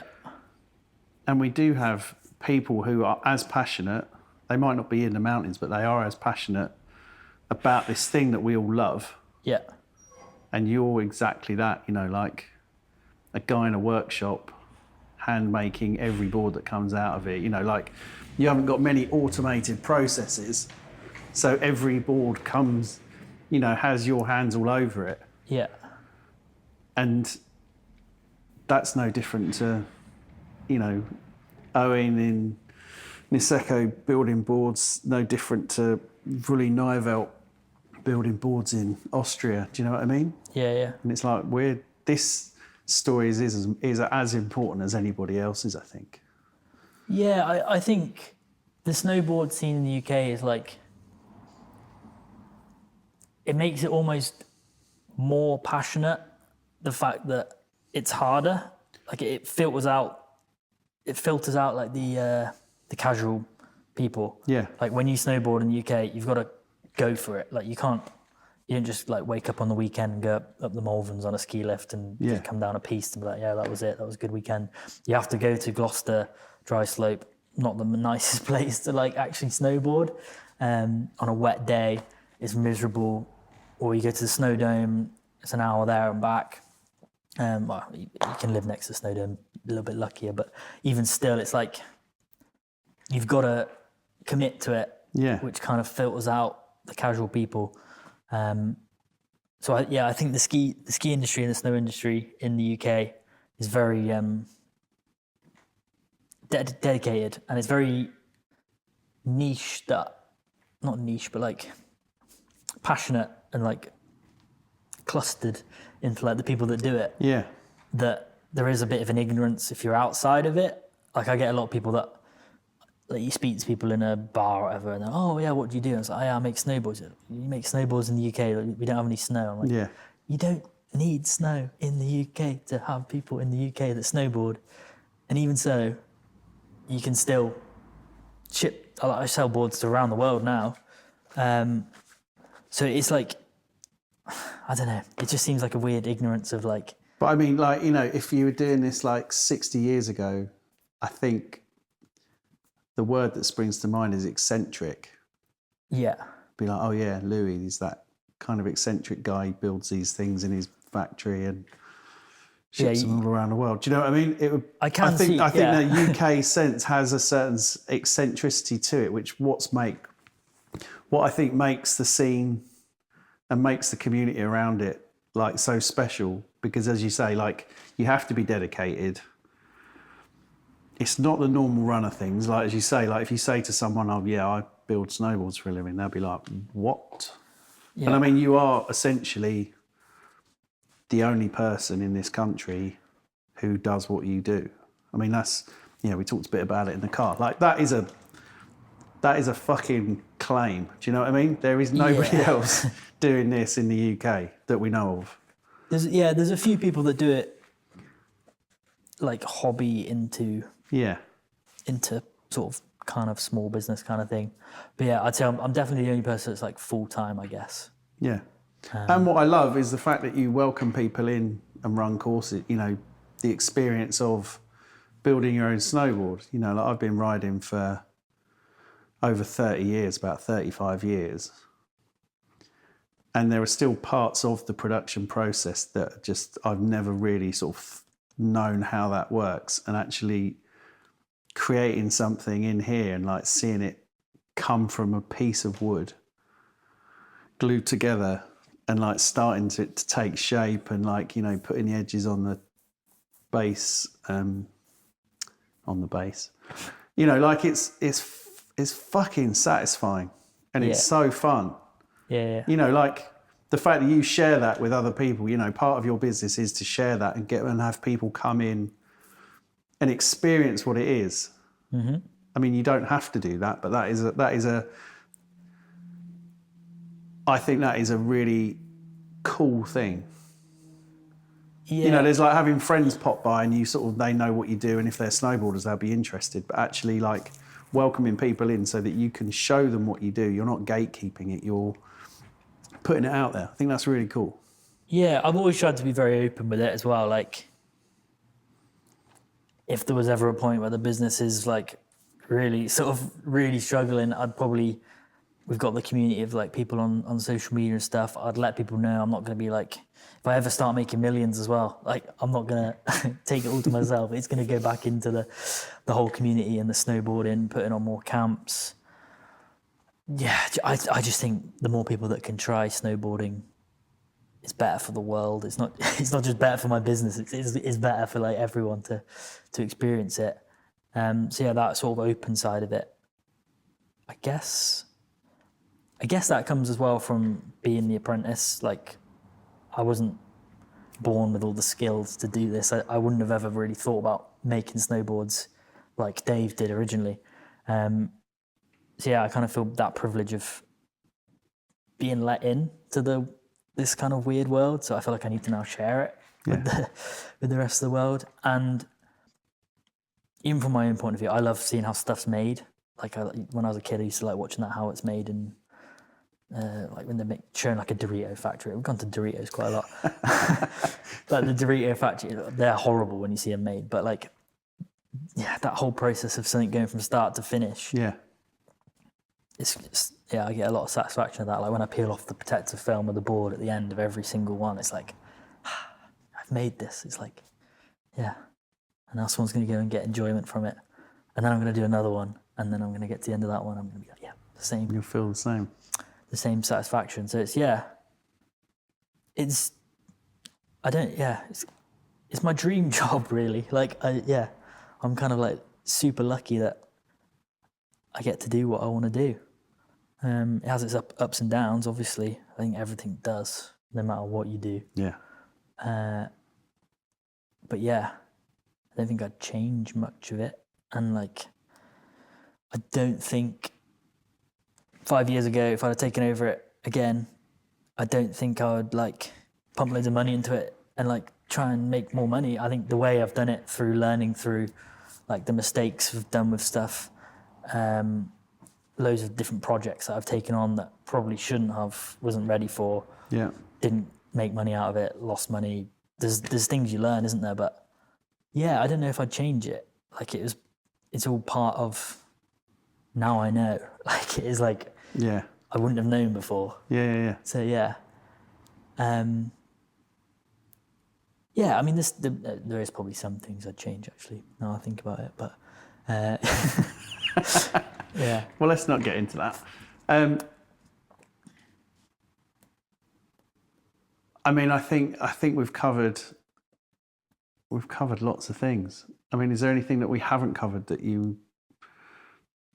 Well, we haven't really gone super technical, but I guess we're going to be videoing the whole build process that we're doing. So yeah, I mean, show some I was, you know, like I'm more interested in the sort of philosophy and your personality side of it as opposed to the technical. Because Yeah. as you say, we'll film stuff and then yeah, I always do a post load about of it on content social for media that. and stuff as well if people want to have a look at that sort of stuff. And if anyone ever has a question, I'm always happy to answer a question. That's always been one of the things I've always said to people, even if they're like looking for a board from another company. Yeah. There's like 2 on eBay that are like secondhand, like which one is best for me. Right. I'm happy to help people out with that kind of thing because I know sometimes it's, tricky choice. And sometimes you go to a shop and they're kind of like, they've got stock they want to get rid of, or there's like boards that maybe it might not even be that, it might just be like the person in the shop is biased towards this brand because they've had a good time everyone on has that board. brand preferences and things because it's what they get on with, you know. That's...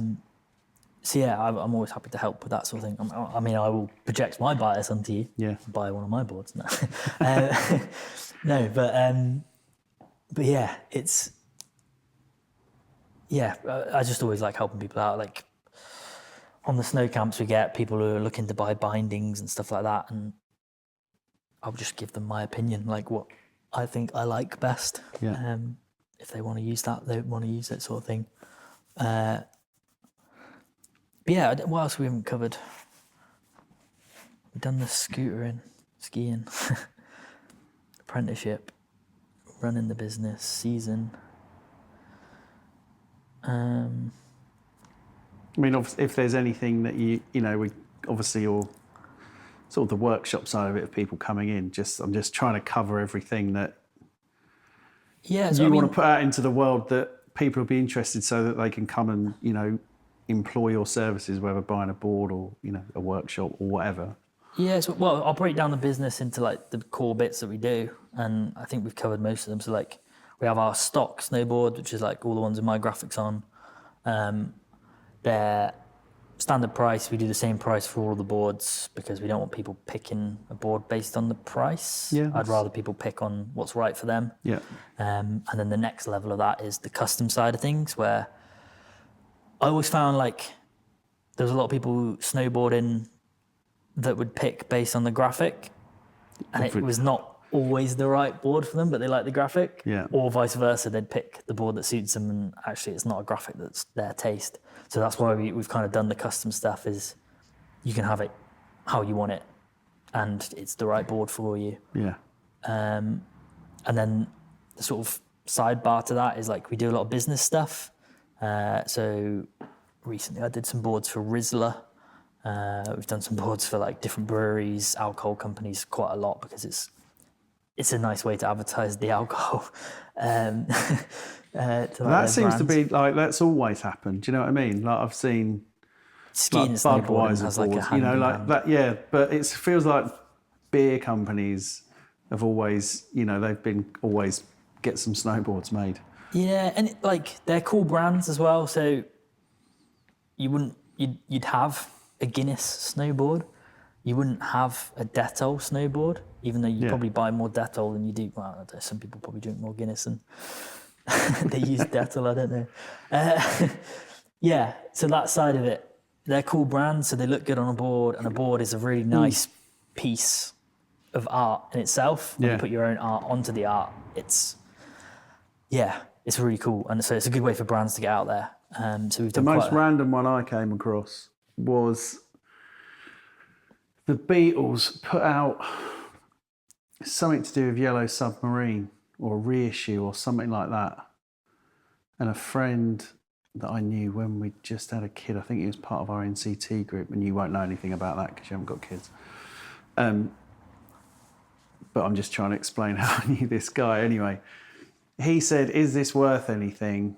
and showed me this board made by GNU. Yeah. But had Beatles, like Yellow Submarine graphics on it. And I did some research, and it was basically no one wanted to pay anything for it. But I was like, this is such a cool thing. Yeah. And, you know, and then sort of eBay came along, and I sort of saw, you know, and they weren't really worth a lot, and I ended up giving it away for a raffle. I sort of wish I kept it now because actually it was pretty. Do you know what I mean? Like They're so but hard to throw away, randomly, like snowboards. somebody from I guess Apple, not Apple the computers, but Apple like their record label Apple. Yeah. You know, went and thought, why the fuck did they think we'll get some snowboard to commemorate the release of this thing for the Beatles? We'll get some snowboards made. Do you know what I mean? Like, Yeah. I can see why, you know, a beer company would be like, yeah, put our graphics on a board and we can promo them out and all that sort of stuff. Yeah, put it outside a bar. But the difference, like the connection between the Beatles and a snowboard just seemed wild. I was like, why has anyone gone there? Do you know what I mean? Yeah, the Beatles were not around when snowboarding, was it? I don't know when the crossover would be. No, they were done and dusted by like, I don't know, 69, something like that. So yeah, and there's people that probably were snowboarding on planks of wood, but it's just funny, like what brands do, you know, like what corporations do or whatever to think of a promotion. It's just somebody there just said, I like snowboarding. Can we get some of these? Yeah. Can we get like 50 snowboards made up? And there somebody was like, yeah, why not? Because we've got more money than sense. Yeah. But that's a part of your business is making bespoke sort of promo items, but that are perfectly good snowboards. Yeah, and you get people that are like small business owners. They want to promote their own brand when they're out in the mountains, and it then means it's a legit business expense because it's a marketing piece. So, yeah, all these different things on that sort of custom umbrella that we do. We've manufactured for other businesses, other snowboard brands as well. Right. The one that rings a bell is Reprobate Snowboards. I don't know if you remember those. No, I don't remember those. I can't remember the name of the guy. I think he was part of like the UK snowboard scene. It was like 2 years he did it for, like a runner board. So like really like Larry, like glass graphics. They were pretty sick graphics, to be fair. I remember seeing those when I was first an apprentice, and I was like, yeah, that's cool. I'll show you them. It's probably better to visualize. That side of things as well. Don't do it as much, but yeah, it's something we do. We help out with printing for other small like people that are making boards as well. Right. That side of stuff. And then stock boards, custom boards. We do skis, but we'll gloss over that. Build your own courses, we do. This. When I wanted to interview and you said, why don't you come down and build a board? And it has taken a year to kind of get it in the diary. But that is, I think if you're into snowboarding and you haven't ever built your own, I'm in the process of it and I'm really enjoying it. I think what a better way, if you love snowboarding, build your own fucking snowboard. Yeah. And I say that kind of brands help me out and stuff like that with kit, but I think for me, I like making things. Mm-hmm. Coming and building my own snowboard is a fucking pleasure. Yeah, I don't know what it is. It could be placebo as well, but when you built it yourself, it rides so much better. And you know all the internal things and how it's flexing, how that bit of the board is working with this part of the board, why it's flexing in that way. Yeah. It just all, I don't know, it's the satisfaction of making it, the fact it's built for you, so like the flex can be completely tailored to you. It's got your own graphic on it, which you've either designed yourself or you've had help with, or you've got a friend that's a tattoo artist that's helped you out. So it's like that almost communal part of it as well. And then, you've got the experience, which obviously will last longer than the snowboard will. Like, you'll remember the snowboard making experience. Yeah. Hopefully, if I've done my job right, you'll remember making your board for as long as you snowboard. And then at the end of it, if you do end up wearing through the board or cracking the board somehow, you damage it somehow, you've got this thing that you've made. It's a beautiful shape. It's a beautiful graphic that you've designed and you put it on your wall. It's like, I don't know, it's like what's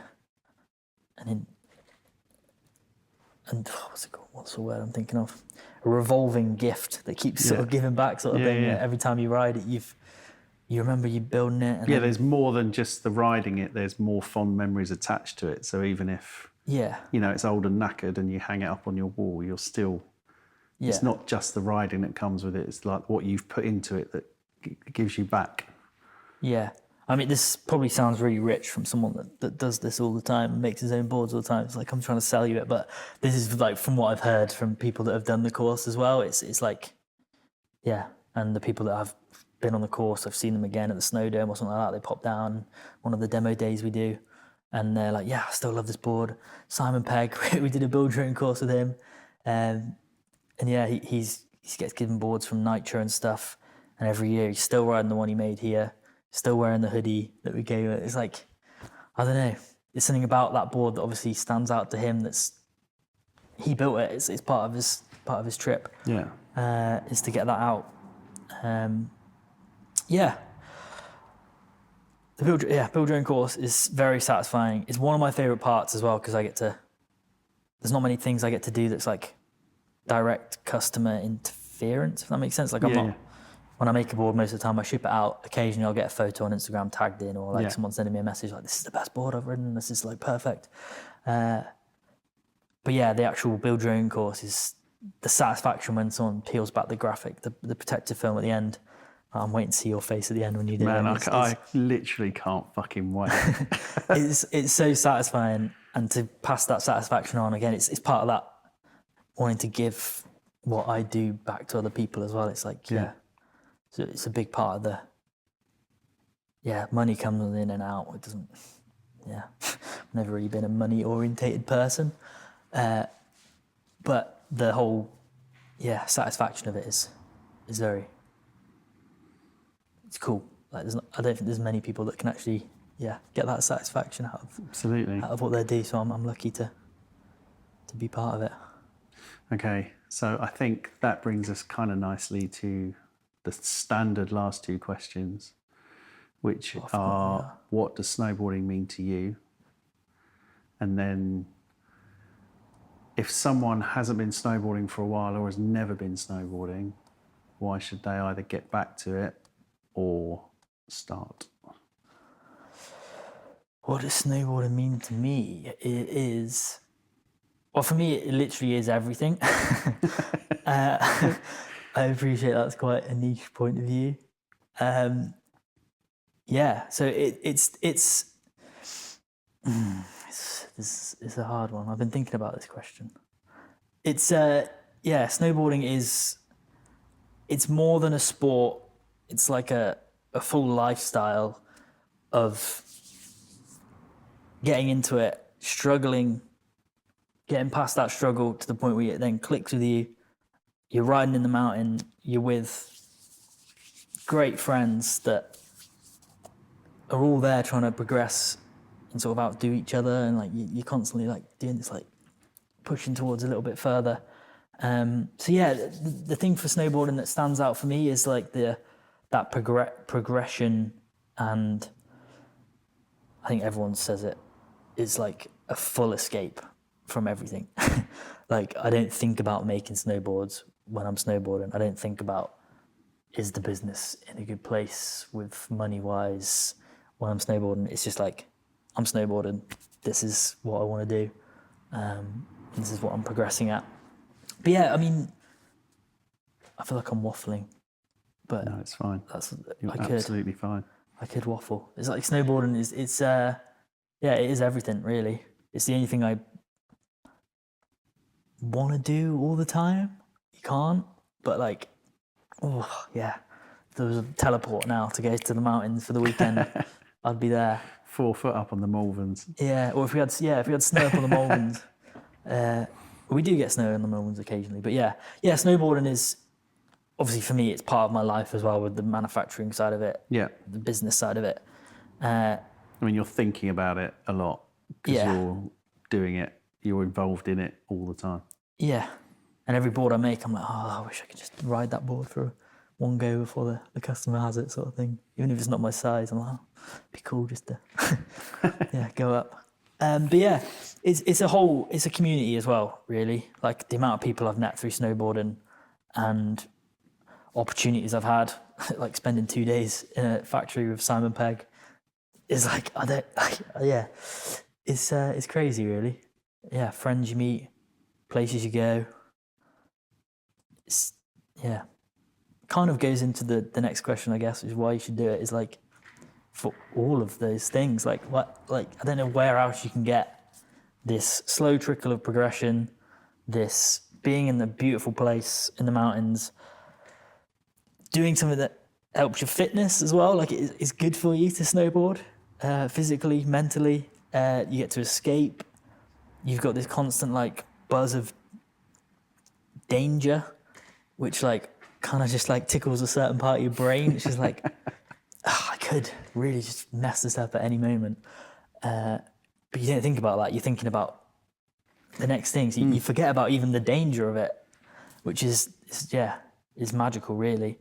The friends you meet, the chats you have on the lift, every time you're riding on the lift, it's like you're not talking about normal stuff. It's like, oh, look at that guy, you see that side hit? And it's like, if you had this conversation on a bus in the middle of London, like people would think you're insane. Man, I've just recorded 2 chairlift chats for next summer out in France that are just so ridiculous. It's like you get to be a kid, like you're playing, which is like, I think playing is, you lose it a lot as an adult, like actually just messing around. Like it doesn't matter if you're good at it. It doesn't matter if you're bad at it. It's like you're doing it your way.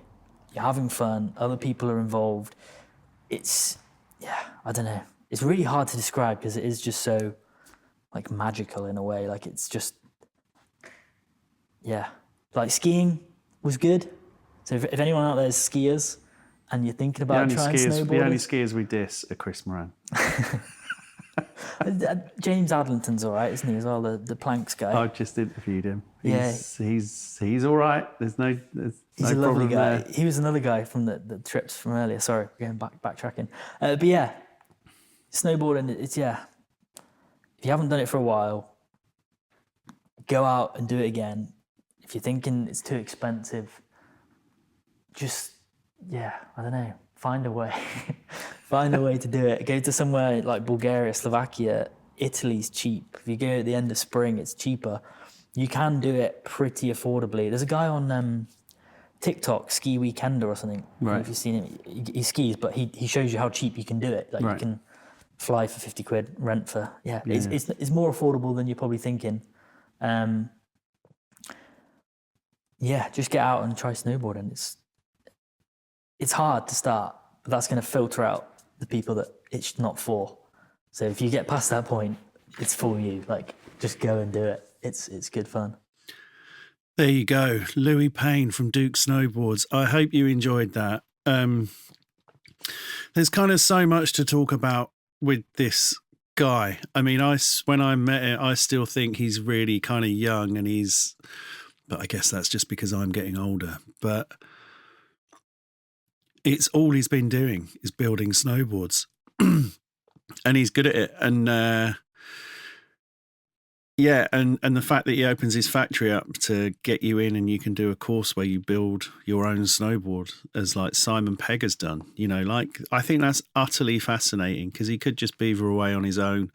But it's the fact that he opens it up to people to share that experience with them. And as I said, like, I had the best time. It was such a brilliant couple of days. I was absolutely buzzing. And I know my brother was as well. And it was a real highlight. Certainly, as I said before, like one of the highlights of last year. Just so, so good. And to have that finished product, knowing that I've made it, I mean, the bitter twist is that I'd kind of committed to... I didn't realise how much fun it would be to build a board and to have that thing, that item. And I've always been a bit like, well, things come and go and you shouldn't get too precious about them. But actually, I love this board. I keep looking at it. I keep taking it out of its wrapper and looking at it at home. But I have committed to giving it away to the person who comes on our camp in March and embodies the spirit of the camp. So I kind of made the board not for me, although there's elements of what I like about boards in it. I made it a 157 and possibly a bit different to how I would have it if I was strictly choosing for myself. But it looks sick and I'm pretty certain it's going to ride sick as well. So Yeah, it's definitely an experience. If you're a snowboarder who, if you're really, really love snowboarding and you enjoy the process of making things. I know some people just want to go into a shop and just be like, that's the thing. Like, that's the thing. I want to buy it and I want to take it home. But if you're one of those people that wants to get under the hood and create your own thing that's a one of one, then I highly recommend giving Lewey a shout and book yourself in for a couple of days, treat yourself. I know it's a kind of luxury thing to do, but I pretty much guarantee you'll really enjoy it. Louis an easy guy to hang out with. He's an interesting guy. And I wish him all the success in the world. I think there's a real story there. As I mentioned, there's like an eccentricity there. If he was based in the Alps or in Austria or somewhere like that, people would just be like, yeah, it's a guy building snowboards. Like, what's your problem with that? But the fact that it's in the UK, I mean, it's in a beautiful part of the world down in the Malverns. And it's the fact it's in the UK. And I think people look at it differently. And I think that gives it a certain eccentricity, which, as I said in the interview, I think has run through the whole of British snowboarding anyway, because people look at us slightly...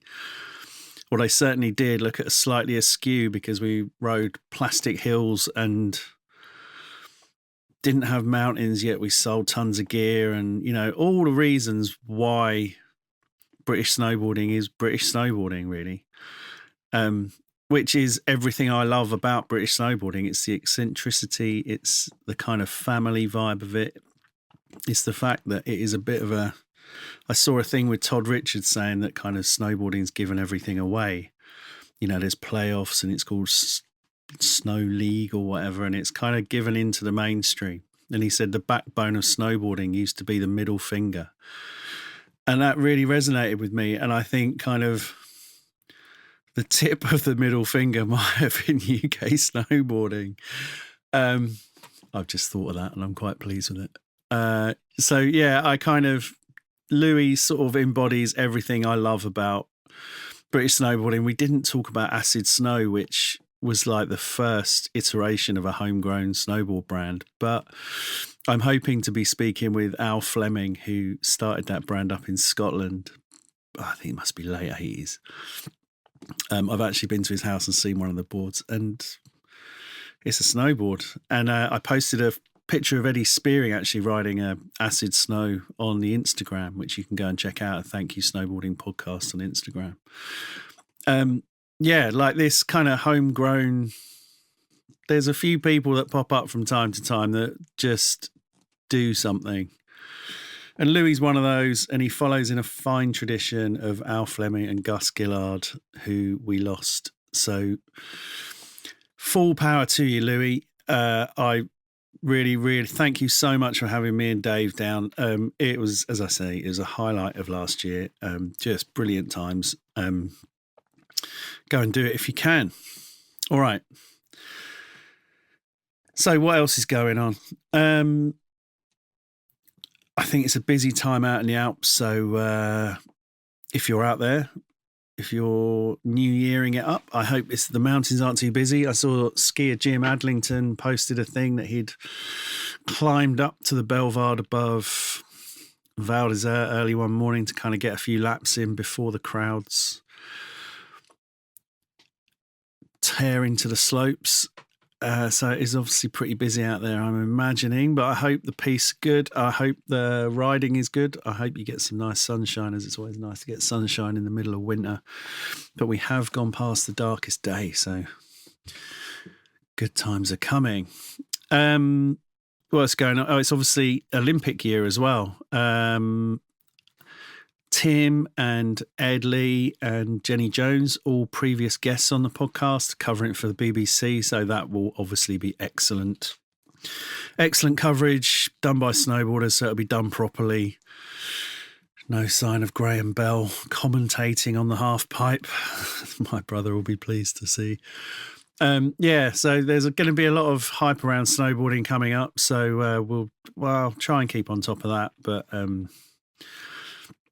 The people that will be keeping more on top of that will be Tim and Jenny and Ollie over at the Après Pod. You can go and listen to those guys. They will probably be a lot more on top of this stuff than I am. My world isn't in snowboarding all the time. I work in music, and that looks like it's going to be busy this year as well. So that's all good. Yeah, New Year's resolutions. Have you got any? I mean, mine is to try and go snowboarding as much as possible. That's not looking too bad at the moment.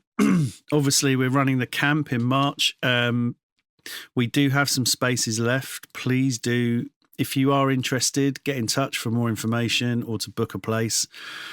Once it's full up, it will be full up. We're looking forward to it. We're really looking forward to it. It's going to be such fun. It's going to have Burton are going to be running a bespoke test centre with one of their riders to give you tips on kit and boards and get you riding something that you love. There's going to be step-ons for you to try. That'll be cool. We'll be able to try those all week. Be different boards for you to try. If you are coming, then you can claim a 15% discount at the Snowboard Asylum on new kit. They've also got a sale on, so some items will be in the sale. The 15% won't apply to those things, but if you're buying brand new kit at full price, then you get a 15% discount. Even if you just need advice, go and speak to those guys. They know what they're talking about. They've got more years of snowboarding experience behind their belts than any other snowboard emporium in this country. The collective wisdom of those guys is, you could fill an encyclopedia with it. Encyclopedia Britannica of some snowboarding description. Yeah, and the camp, we're going to have a filmer with us. Duncan Wright from the Reason magazine is going to be with us all week. Going to have a few podcast guests dropping in. We're going to try and record a podcast there as well in some way. Someone got in touch. Who was it? I've forgotten your name. Got in touch to say we talked about the 100-kilometre challenge.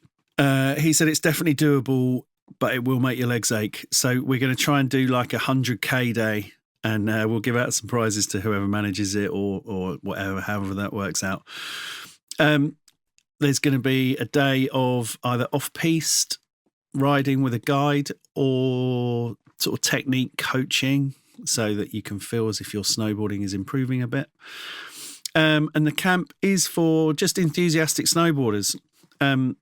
If you snowboard and you're enthusiastic and you want to meet some fellow snowboarders and have a great time and come home with some new friends and maybe win that board that I've just made by being the person who embodies the spirit of the camp, then do get in touch. It's thankyouSnowboarding@gmail.com. The email will be in the description below this if you want to get in touch. I've just put a video up. It'll be on the Instagram, but it'll kind of live on YouTube, of me building this board that we've talked about. It's like a 6-7 minute video of the process of building a snowboard. It's up on our YouTube channel. Just go onto YouTube and look for Thank You Snowboarding. And it will be on the Instagram as well, which is Thank You Snowboarding Podcast, where I'm sticking up loads of... I found a fresh seam of old content from White Lines magazines, so I'm going to be sticking stuff up, remembering our past to help us look forward to the future. The one of Eddie spearing the Indy Tuckney. Just what a total legend. And the fact that that was like 30 years ago on dry slope is bewildering, but awesome all at the same time. All right, this has been a long episode. I'm going to let you go. 2026 won't do itself. We are here every Thursday morning throughout the season, 10 a.m. episodes drop. We've got a whole bunch of stuff coming from that I recorded out in Teen with skier Jim. Yeah, it's a skier, and he's very, very welcome. Neil McNair, we're trying to show a bit of a side of snowboarding that is what season air life looks like. Maybe to inspire you, if you do feel like it, to move to the Alps and start a new life. Season airs are kind of like the backbone of the snowboard scene in this country, the people that are living and working out in the Alps or wherever in the world. They're kind of like the heartbeat of it, I feel, and I wanted to tell some of those stories before we get back into some digging into the history with some real legends. So, keep it locked. We're here every Thursday morning at 10 a.m. Thank you for listening. I really do appreciate it. If you can leave a review and an amount of stars, obviously 5 is always good. That is much appreciated. Share it with your friends if they're into snowboarding, or anybody that sort of talks about snowboarding maybe over the winter as the Olympics unfold and things, and people might be interested. Then point them this way. If we might turn them into lifelong snowboarders.